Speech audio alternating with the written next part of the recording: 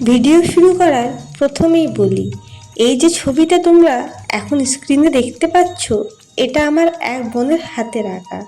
ওর আঁকার মধ্যে এক অসাধারণ প্রতিভা আছে। এত সুন্দরভাবে আঁকে যে আমি তো মুগ্ধ হয়ে যাই। আরও এমন কিছু দারুণ আর্টওয়ার্ক দেখতে চাইলে ভিডিওর নিচে দেওয়া ডেসক্রিপশনে একটা লিঙ্ক আছে, সেখানে পেয়ে যাবে ওর শিল্পের অনেক ঝলক। একবার দেখে এসো, সত্যি ভালো লাগবে। আমার তো খুব ভালো লাগে। আর হনুমান চল্লিশার প্রতিটি চপায়ে সহজ ও সরল বাংলা অর্থ জানার জন্য ভক্তির পথে হনুমান চল্লিশা প্রতিটি চপায়ে সরল ও গভীর অর্থ প্লেলিস্টটি ফলো করো। আজ শুনবো এমন দুটি চপাই যেখানে ভক্ত হনুমান নিজের প্রাণ দিয়ে রক্ষার দায়িত্ব নেন লক্ষণের, আর সেই কৃতজ্ঞতায় শ্রীরাম নিজে তাকে বুকে জড়িয়ে ধরে বলেন, তুমি আমার ভাই ভরতের মতোই প্রিয়। এমন ভক্তির মহিমা আর কোথায়?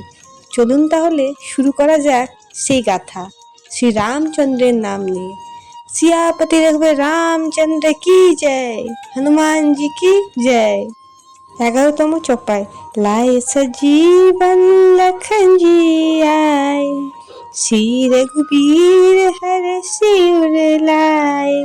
এই সহজ ও সরল বাংলা অর্থটি হলো, আপনি সঞ্জীবনী বুটে এনে লক্ষণকে প্রাণ ফিরিয়ে দেন।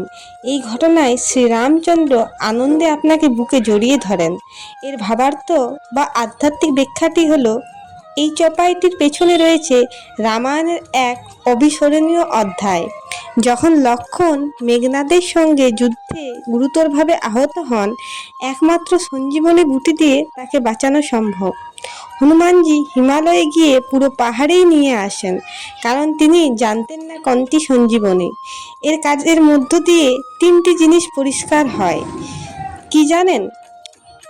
তার ভক্তির গুণ রামের প্রতি, অপ্রতিরোধ্য সাহস, হিমালয় উপড়ে ফেলা এবং দ্রুত সিদ্ধান্ত গ্রহণের ক্ষমতা।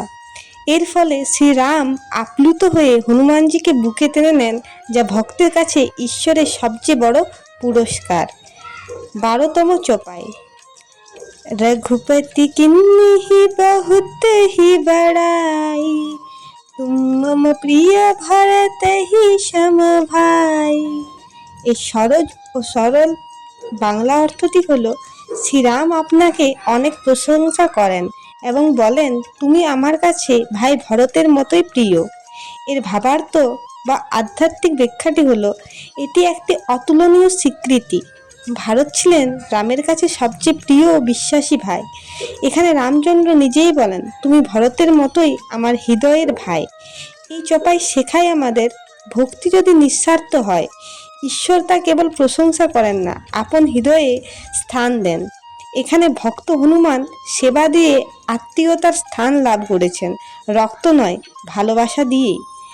ধন্যবাদ।